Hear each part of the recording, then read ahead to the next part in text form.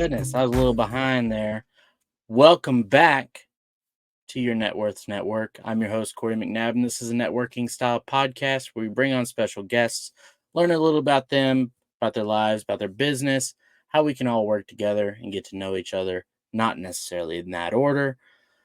My goal in life is to rise to a place of excellence, and I want to bring you with me. So that being said, let's bring up our special guest today, Mr.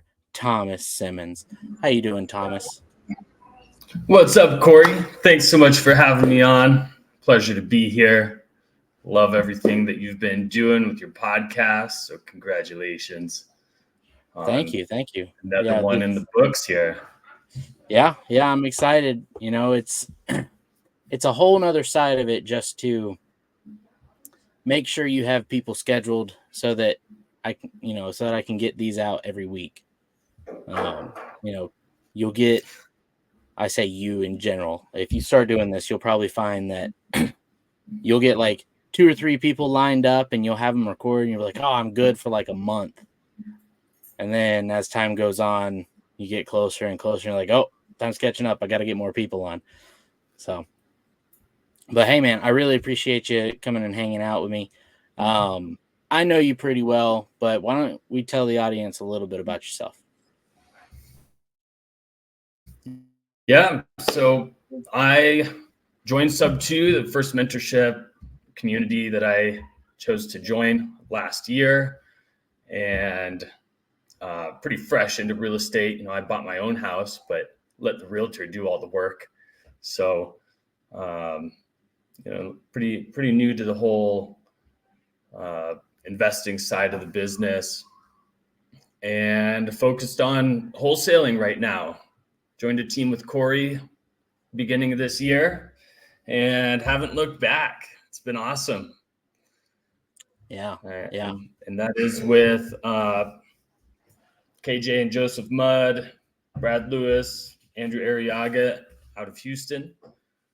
And man, we're out there taking action every day, getting some deals done. Can't forget Jada.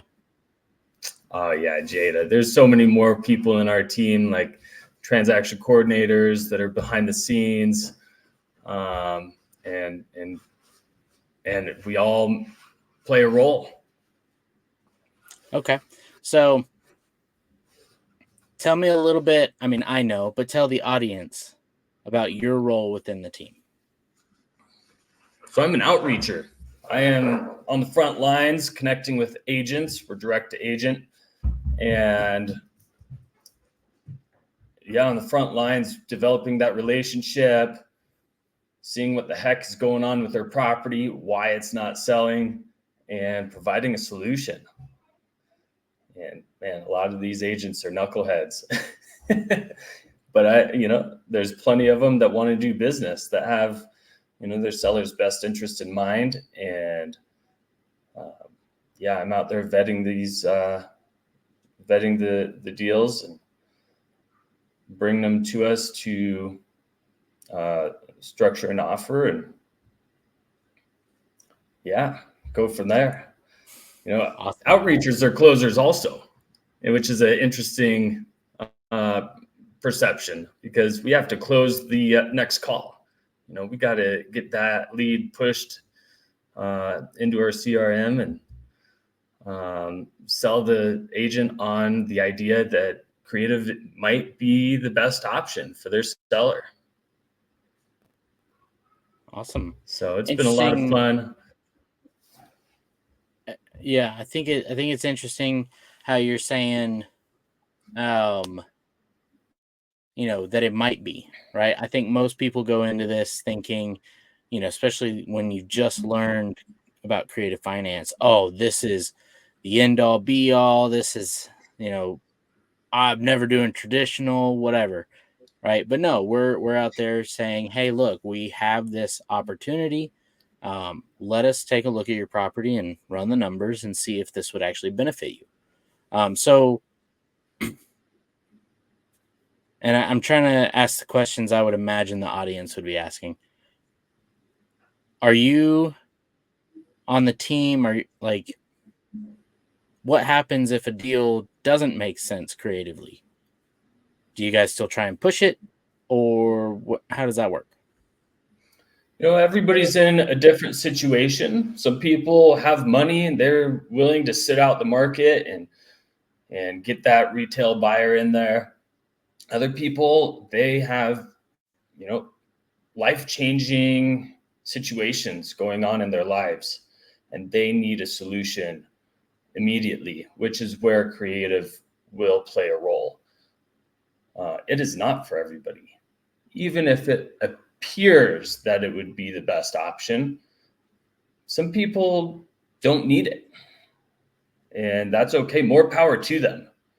The people that we are helping right now are people that are in more, I'll be honest, dire situations, whether they're falling behind on payments or just need a quick solution for a number of reasons. We're able to come in and provide that option, and oftentimes pay them more money than what the market was going to pay them anyways. So you keep saying offering solutions, and it sounds like you may have some experience with this. So I know you're fairly new. We're a little over 6 months into sub 2. Have you done your first deal? I got a deal done with the team. It's been about a month or two ago. My first deal, creative deal. And that was the exact situation. The people had moved out of state, paying 2 payments, one on their old house, one on their new house. And they were falling behind. They were in a really tough situation. So it was awesome that we were able to provide them the opportunity to sell their house. I believe not only did we catch up their back payments, we actually put money in the seller's pocket still. Paid the agent's commission, covered closing costs. And that was, for that seller, it's probably, I could only imagine like a blessing in their life that we were able to step in and provide that option for them. Well, that's awesome. Now, you mentioned something funny earlier. When I first joined Sub 2, I learned about creative and I thought it was the end all be all. Like, this is what everybody wants. There's so many people in these tough situations. Like, everybody wants this. Who wouldn't want it? I get out here and I start making the calls and nobody wants it. It's a scam. That's what all the agents think. And so to really learn how to structure a conversation to show how we help sellers win.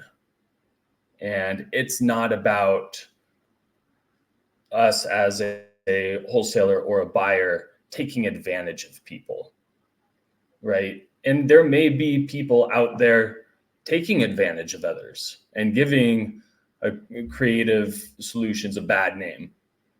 But ultimately, working with a high integrity team will show you and give you confidence in those conversations that we're out here helping people. Yeah. There's a saying that I absolutely love, and that's a rising tide raises all ships. Right? Mm-hmm. And you can take that in. We're not out here trying to screw people over. We're not trying to take advantage of people. We're actually trying to help people and uplift them. Does that benefit us? Absolutely. Right? Just like I said, a rising tide raises all ships. That includes mine. Okay, so if I can raise you up, Mm-hmm. I will get raised up in the process. So, and this going, even with you, Thomas, like if I can help you on your journey even a little bit, that's going to help me in the long run. How? I don't know yet, but it will. So if you're thinking, oh, creative, there's no way it can help people. Again, it doesn't help everybody. But there are people that it does help. And as long as you're doing it ethically, right? And you're not actually trying to screw people over. Well, don't screw people over. Don't try. Because actually, I had this on my Instagram this morning, this conversation. Your intentions don't mean anything if the results don't pan out that way, right? So if you have the best of intentions but have bad results, doesn't matter what your intentions were, you had bad results. On the flip side of that, if you have bad intentions but have positive results, cool, I guess. I don't know why you had bad intentions, but it worked out. So don't screw people over. Have their best in mind, and you will rise along with them. That being said, you've got your first deal. You're still with this team. What are your plans? Are you ride and die with this team for the rest of your life? Are you going to learn as much as you can, do your own thing, or is this just a stepping stone to another empire of Thomas Simmons? Yeah, that's an interesting question. There's so much room to learn and grow within real estate investing, and so many avenues to take that, while I am still finding my path, I see no reason to leave the team. They provide so much support and opportunity, to learn and grow. And the more that you're able to teach others about what you're doing, the better you're going to understand it. There's like the pyramid of information retention, where you listen to content and you only retain 10% of it. And it works its way up until ultimately the best retention is when you're taking action and teaching others. So I think that's an awesome skill that this team is providing me, the ability to teach others, to be a resource and help others level up as well.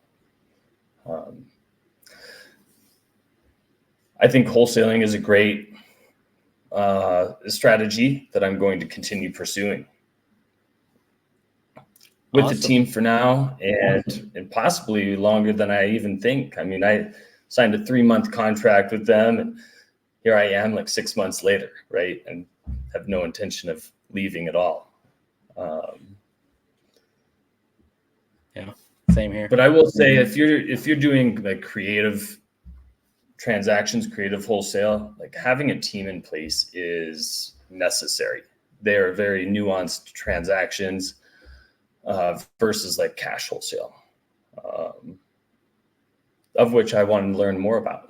Because here I am, I started with the hardest one, and I think it'll just make me better at everything in the end.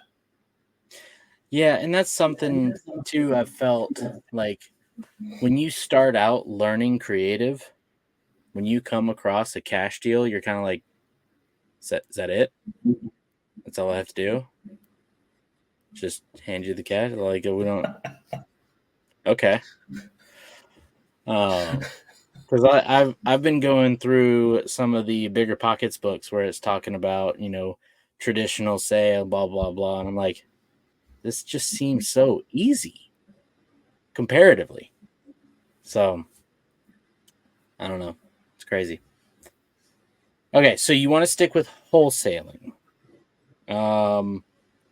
Is that like, are you wanting to create a business of wholesaling? Is this just get some money in your pocket now so that you can create something else? Like, I want to know what your end of life goal is. Sure. Wholesaling is probably not my end game. It is to get cash in my pocket. I love the process of making old things new again, whether that's cars, and certainly it could be applied to houses as well. So I love the idea of rehabbing, fix and flip or fix and hold. Would probably be more of my end game. Okay, so you mentioned cars. So I'm guessing you've had experience flipping cars, restoring cars, something like that? Yeah, I have some. It's definitely been a dream of mine that, I wish I had taken more action on previously, but it's still something that I pursue. Yeah. Okay, I so what love are we talking welding. I about? love, Like like I'll what's do your the whole dream thing. car Like, to restore? my dream car, I don't know. I like Toyotas. That's what I've been working on for the last few years, like old Toyotas, 70s, 80s, 90s. 90s isn't even that old. I mean, that's like the decade I was born in. So Same. try not to say that's old, but I guess anything over 30 years is considered vintage. Jeez, don't say that. But I do everything. My mom was a welder when I was growing up. She did ornamental welding, making, household items, lamps, fireplaces, coat racks, different things, all hand cut, oxygen, acetylene torch. And so that's what I grew up in when I was a kid, is a welding shop. And I first held a cutting torch when I was 8, a welder when I was 8. And that was my first job. When I turned 6 for the summer, I was in the welding shop, cleaning up, making $6 an hour. That was minimum wage back then. And got my first raise the next year at $6.50 an hour. So I've been working since I was a little kid, and I have great work ethic. I love, seeing progress and just taking action myself. I saved up that money and bought my first snowboard when I was a little kid. Been trying to grow So from you've there. always been in Colorado then? Yeah. Okay. Yep. Yeah. Heart of the mountains, not in the city. Gotcha. I was about to say, you say I bought my first snowboard, and I'm just like, What's that? What? No. It's that thing that comes by once a year and then melts the next morning. Yeah. Awesome. Okay. So you like to make old things new. So you think that's going to push you towards either fix and flipping or fix and hold. If you were to do fix and holds, are you going strictly single families, maybe dabble in multifamily? Do you even know yet? I think single family is easy to start. Some people say just go big or go home. I'm like, man, this is already bigger than I had ever thought of. So I think single family is great to start in. Less overhead, and at least you learn the process while you learn bigger and better things. Gotcha. Okay. Sweet. Well, man.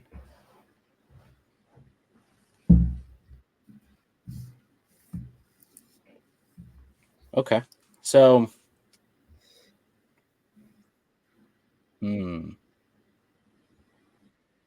while I try and formulate my But I will next say, question.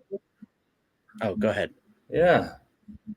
No, I will say, like, this whole there's so much content out there about different strategies in real estate that I feel like the waters are really muddied. Everybody has some mentorship that they're selling, and uh, everybody has their own way. Everybody's trying to call it their own thing, and it can get really difficult to navigate and find a path and find the people that you vibe with.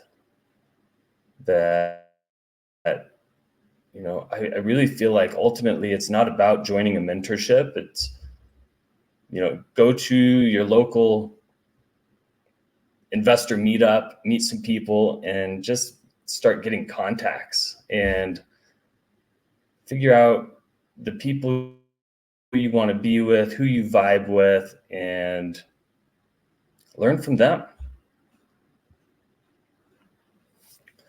Yeah. Because ultimately it's taking action is what's going to get you places. It's not so much paying for a mentorship, because there's so much free content already that, anybody who's looking to get into real estate investing or finding their path within real estate, just go and find some people and hopefully a team, honestly, that's doing deals. Just learn with them. Yeah. So that's one thing that I'm really happy. Yeah, no, I definitely agree. What I'll say on that is that if you are even considering joining a mentorship, look at the free content that mentor provides. Is it actually valuable? Is it all just pushing their mentorship? Like, look at the results of what that person has produced, not just what they say they produce, right? Look at what they have actually done before you even consider joining them. But Thomas is absolutely right. One of the biggest reasons why diets and all these plans and stuff that people get on don't work is because no offense, but you are not consistent. That's the whole thing. If you actually followed a plan the way it was supposed to be followed, step by step, you would most likely see results. Now, if you do it 100% right and you still don't see results, then you should probably question what that mentor is teaching. But a lot of it is your lack of action and consistency. And I know that was the way I was for the longest time. And I'll be honest, there was a mindset shift once I actually joined Sub 2, that for some reason I felt worthy of doing this because now I'm a Sub 2 student. So, but that's also part of it. You've got to understand yourself as well. So, Yeah. it's good. Yeah. The mentorship won't make you money. No, Taking action does. So whatever you got to do, just take action, find the people that are doing it, learn from them. absolutely. I just wanted to touch on that really bad. That's something that's been digging at me a lot lately. Yeah. Well, man, I mean, honestly, like, there's something I'm finding that's interesting is that there are some people that I feel like I kind of have a grasp on. And so it's actually harder for me to come up with questions to ask. Whereas then there's some people that I'm just like, even though we've been hanging out, I don't know anything about you. So let's talk. But like, I don't like me. So for the audience, me and Thomas have pretty much not only been on the same overall team, but before I was even a team lead, we were outreachers together. And then I got promoted to team lead and kind of got distanced a little bit because I was doing my own thing. And then some changes happen, and now Thomas is on my team as well. So now we're back in touch. So, and I know that first off, if you want advice on talking to agents, if you want just someone to hear you out and give you tips, or, if you want to learn more about how Thomas went through it, like reach out to him. I mean, he is a go-giver. I don't know if you've read the book Go-Giver, but I can tell you he's a go-giver. He's a great dude. I am lucky to know him. So, thank you. well, thank you, brother.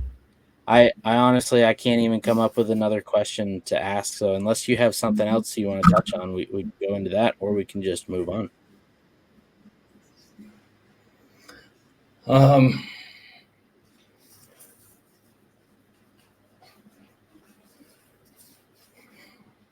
I will touch on, like, I don't know what your path was before you found this one. I know, I've been on some rocky roads before, and now I find myself in, probably the best place I've ever been in my life. I've had tons of obstacles. So, I know that, despite where you come from, what your background is, you can do this. I started with no knowledge. You just learn along the way, take action, and keep looking forward. Yeah, I think a real surprising thing about all that, like what you just said, is actually how quickly it changes. When you start taking consistent action, it does not take long for you to start seeing results and seeing change, not just mentality wise, but even in your life. Like, I mean, we've been in this about the same amount of time. And while technically I still haven't gotten my first deal, I've been a part of the team who has done deals, but I haven't done my first deal yet. Regardless, I am doing things that I never thought I would, just because of the action I've been taking and the people that I've been around. Like tomorrow, I'm going to the Multi-Fi event in Atlanta. Never thought I would. It wasn't until, I'm sitting here now trying to build a business where I'm buying multifamily, and I'm like, I might as well go. It doesn't hurt me. Actually, it probably hurts me not to go. Let's be honest. It would. So, yeah, that's awesome. I'm sure, like, the mindset change, the mindset shift that has to occur for you to even consider, those possibilities for your future, it happening in such a short amount of time is an amazing feeling. Oh yeah. And it starts with, believing in yourself and surrounding yourself with the right network. Yeah. Yeah, I was gonna say, for me, it was honestly, like, it's been since I joined Sub 2, all of it's kind of what's the word? I can't think of the word, but it's all come together. Things have dropped off, like the plans I've had, right? So, when I started this whole thing, and I normally don't like to talk about myself on this, but Thomas brought up he doesn't know much about me before this, so now I got to talk about it. I achieved my lifelong goals, or my childhood dreams, at the age of 25. I had 3 of them. I was get married, have kids, and be a firefighter. That was it. Those were my childhood dreams, and I matched all those at 25. So at that point, I was like, "What do I do now?" And that not long after becoming a dad, that's when I read Rich Dad Poor Dad, figured out about real estate, and I was like, "Oh, we gotta get into this." set my family up for a better place. But that was my goal. Just like I'm sure, actually, I know because I've asked a lot of people, what's your goal in life? Generational wealth and financial independence and set up, put my family in a better place. And actually, I on one of the podcasts, I told he was 18 or just turned 19. I was like, it's like, dude, get more specific because everybody has those goals. So how are you different? And so, like for me, that was the goal. The same stuff as everybody else. And just as I've joined Sub 2 and talked with people and realized what my passions were and all that stuff, and now it's like real estate is not my goal. Real estate is the path to my goal, which is within farming and changing the food industry and, stuff like that to actually cohabitate with nature, not destroy it for our own gain and not wipe us out to save nature. Like we can live together with it. There's just a certain design that has to be put in place. So it's just, but like that, like you had said, I love that. I love that. That's one of your goals with. No, I love that's one of your goals to, be one and live a sustainable life. I definitely practice that here. Teach my kids about composting. We compost out in the backyard. I live on like 5 acres, so we have some space to roam and play and have some different things. We have our garden. So I love teaching the kids about that. Yeah, man. Have you heard of permaculture? Okay, that's the main. So there's a book I really need to get. It's Restoration Agriculture by Mark Shepard. And I was listening to a podcast where he was talking about his, I think it was a farm he had in Alaska. Or maybe it was the one in Wisconsin. He's big on actual, like, not just homestead, feed your family, but feeding the populace through permaculture style, right? But he's known for having a farm that runs on neglect. And basically what he does is the way he talks about how he chooses the trees that he keeps and that he grows is he takes, say he's trying to grow apple trees.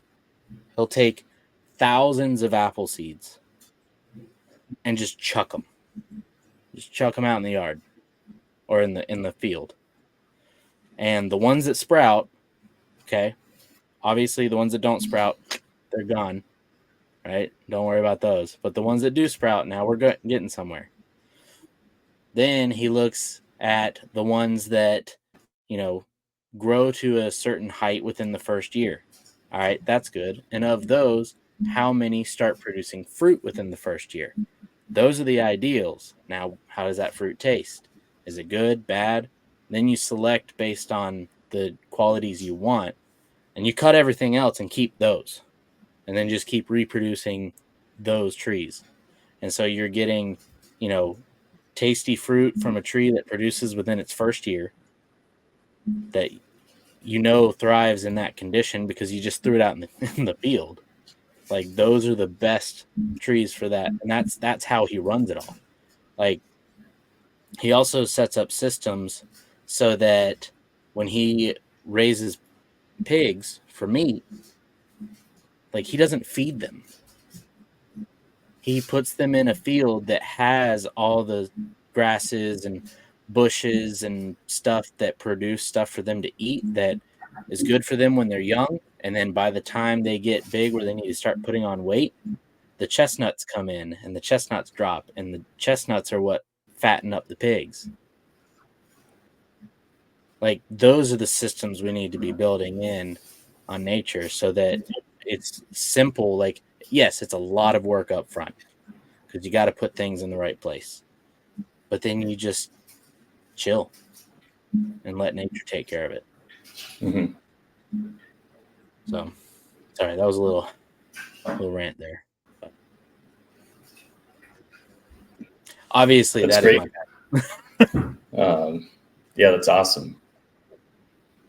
So, Sure. No, and it's funny, like how relatable like those thousands of seeds are to like real estate acquisitions, right? Like nature has it down. It takes thousands of seeds to grow 100 trees. Same thing, it takes thousands to get 100 leads. And of those leads, which ones have the best fruit that are going to take an offer. And of those offers, how many, aren't going to get worms, yeah, right? And how many apples are you really going to be able to, feed your family from, the best apples, right? So it's kind of funny how nature has it figured out. And here so many people who start real estate think that it's, they're going to make a couple calls and get it. It's just not that way. It takes thousands of prospects to get 100 leads, and it just filters on down the funnel. yep. So, no, I love that for you though. That's awesome, awesome ambition, awesome goal to have. I'm on board with it. Okay, cool. Because, like, I've got, have you ever seen the movie? I think it's The Biggest Little Farm.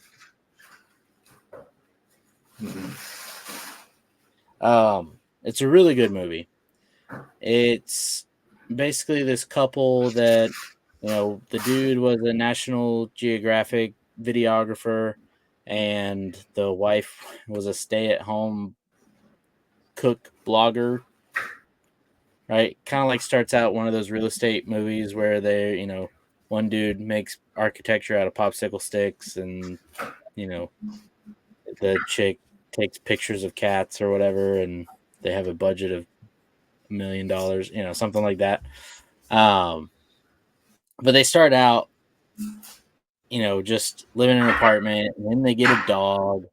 And they're like, you know what? We want a bigger place. She always wanted a farm. So they built a business plan and ended up buying 200 acres, an old lemon farm, and basically turn it into this thriving farm based on permaculture and biodynamics.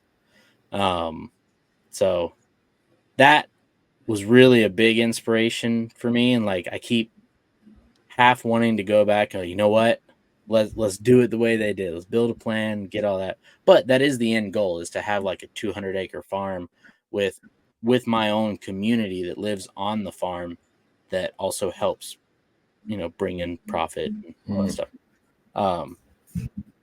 But I bring that up because one of the things that nature is also really good at, you mentioned nature has it figured out.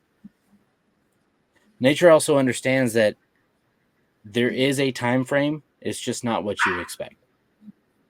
So, like, we like to think, okay, and I'll use a nature scenario here. Okay, I've got these fruit trees. They're producing. I'm gonna get fruit this year. Boom. Well, wait a minute. All these birds showed up and ate all my fruit. Oh no, I gotta kill birds now, or what am I gonna do? Whereas in the movie where it brings up, if you just wait, a surplus of food always brings in predators that want to eat it. So you had a surplus of fruit, brought in birds that wanted to eat the fruit. That surplus of birds, I'm gonna bring in hawks and falcons and other predatory birds that eat those birds. There you go. It'll balance out. It's just not necessarily as quick as you think it would be. So there's something to think about as well.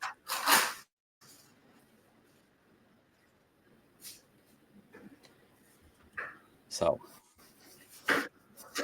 all right. Yeah. Well, is there anything else you want to talk about before we move on to the last section of today's podcast?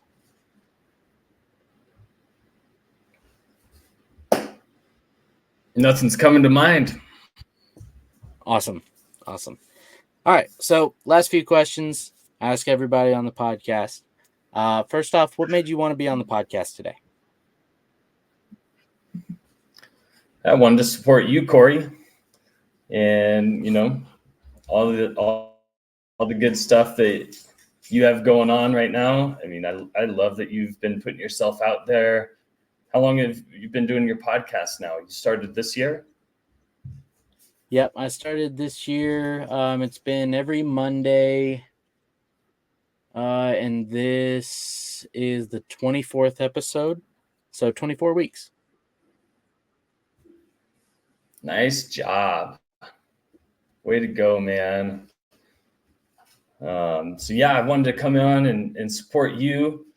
At the same time, I mean, I want to connect with anybody who watches this and get my name out there as well. Corey and I have the podcast, Pace's Get Creative podcast, airing. Is that not this coming Monday, but the next Monday? Or is it this coming Monday? No, it'll be the next Monday. No, next Monday. Yep.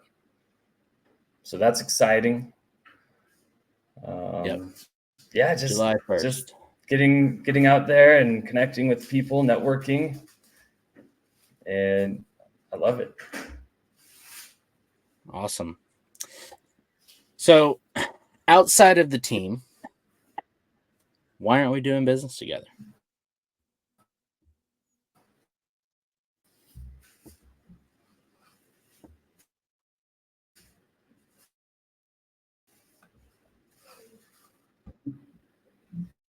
Can you hear me?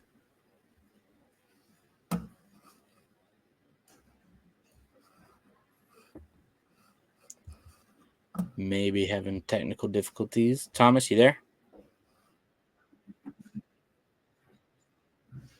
Yeah, I'm here. Sorry for the lag. Can you hear me? Yes, I can hear you. I was asking, outside of the team, why aren't we doing business together?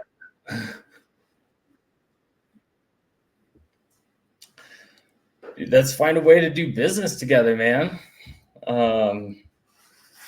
But nonetheless, I love working with you on the team and just collaborating and growing each other.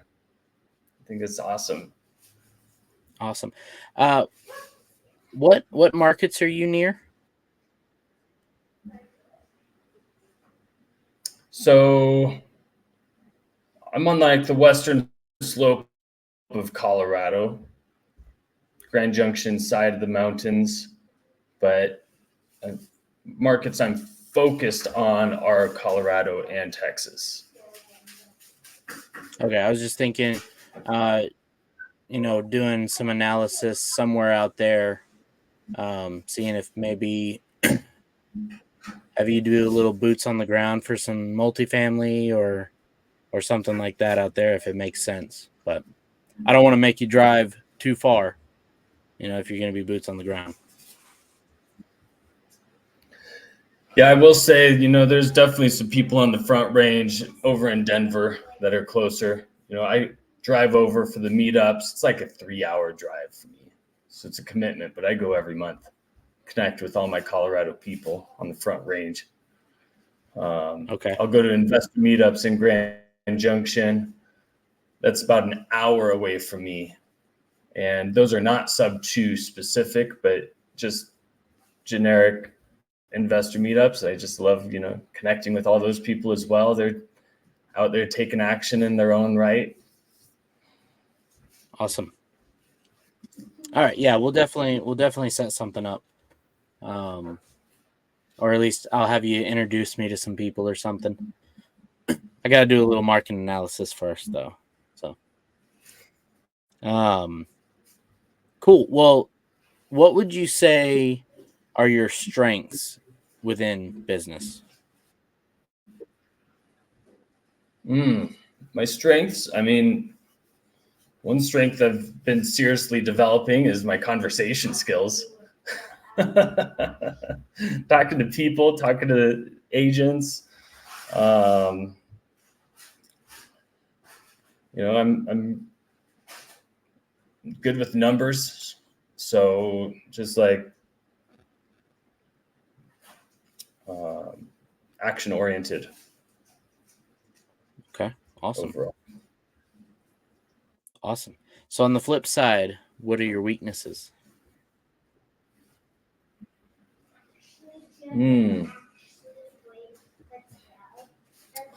Weaknesses are like scheduling things in a calendar. I'm very spontaneous, so like scheduling things is not what I'm good at.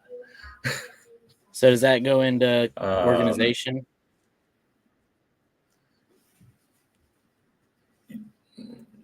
Yes. Yep. Okay. Totally. Right. I would definitely say I'm visionary. I have so many visions of businesses that I've wanted to pursue.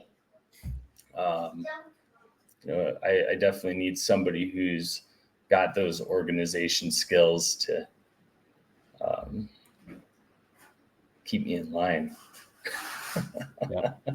And I'm the same way. I've tried to have my wife be that organizer for me, but she's busy handling kids and making kids, so it's just a lot. Yeah, some people are able to make their spouses business partners, and other times it's good to outsource that stuff as well. So, Yep. um, I keep teach their catching own. myself. I'll start to say, "Hey, can you?" And I'm like, "Wait a minute. Do you even want to do this?" There we go. Yeah.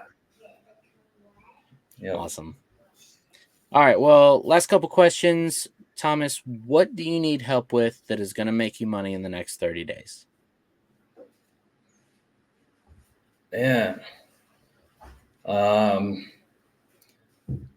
One thing I've been asking for help with recently is like help underwriting deals. I'm getting a lot of basics, but I do understand each person's going to underwrite a deal their own way. Every end buyer is going to underwrite their deal their own way, and nobody's doing it the same. So I just need more experience with, rehab costs on houses, and overall just more experience underwriting. Gotcha. Okay. Well, guys, if you in Colorado specifically, because I know every market's slightly different. Yeah, and so like I said, I'm in Texas and Colorado, so those are the two markets I'm focused on right now.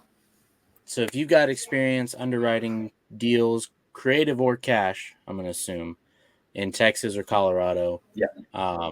And you have the time, because I'm sure if you're that experienced at underwriting, you're probably bogged down with stuff. But if you are able to reach out to Thomas, give him some tips, or maybe just say, hey, next time you underwrite something, send it over to me and let me overlook it. That might work for him as well.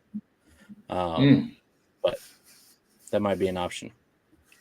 And in the meantime, I'm also working on underwriting. So Thomas, if I get to the point where I'm like, I can totally teach this now, I'll get with you. Actually, do you know Seth Teramain?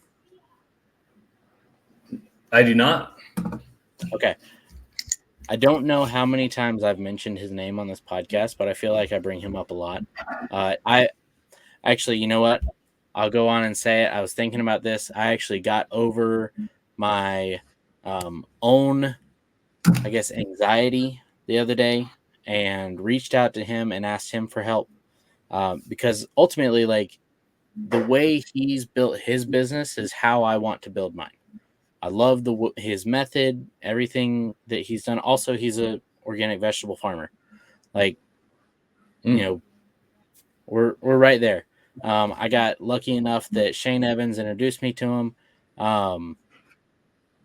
and well, actually, I think we ended up in dinner in Arizona. Anyways, I actually see him more as a mentor who's not necessarily thousands of steps ahead like Pace is, but maybe only 50 or 100, whatever, right? He's still way ahead of me, but more relatable. So that's going to be my excuse for why I feel like I brought him up so many times throughout these podcasts. Anyways, Seth Termaine just started hosting him and Rex Shippey started hosting a Zoom on Tuesdays at, I think it's 5 p.m. Eastern time, teaching wholesalers how to underwrite properties. Oh yeah, I'm on board. Yeah, I'll try and find that post and tag you in it. Sweet. So much appreciated. Awesome. Well, I'm glad I could help, Thomas. Lastly, last question I have. If people want to get in touch with you, what's the best way to do it? Yeah, Instagram, Facebook, Thomas Simmons, REI. Fantastic. Right there. Plain as day. I don't even have to put up a little ticker. It's all good. Awesome. Well, Thomas, that's all I got. I really appreciate you coming and hanging out with me and being on the podcast. Yeah, man, that's it. Well, thanks for having me a part of it, and I'm glad to be, with you on your journey. Yeah, man, I really appreciate it. I'm gonna go ahead and send you to the back and close this thing up. All right. Thank you. Guys, that's our show. What did you think of Thomas? Got this soothing voice, right? And he's a good-looking man too. All right, look, I'm happily married to a woman, obviously, but I can appreciate a good-looking man. That dude, he's got a good voice. He's super nice, easy to talk to. If you don't know him already, you should. Thomas Simmons, REI, reach out to him, talk to him, get to know him. All right, he's looking to make connections, so let's give him some connections. All right. That being said, speaking of connections, if you like this, like and subscribe. Come back next week. All right, we're gonna have another awesome guest. I'm actually I'm super glad, and I was super excited that I convinced Thomas to be on this show. But I'm also super excited for next week's guest. Okay, I don't want to spoil it, but actually, there's gonna be 2 podcasts, mine and another podcast with this guy on it coming out. Super pumped. Anyways, like and subscribe, put comments down below what you like, didn't like, thought I could do better, thought I completely excelled at. Try not to give me a bigger ego than I already have.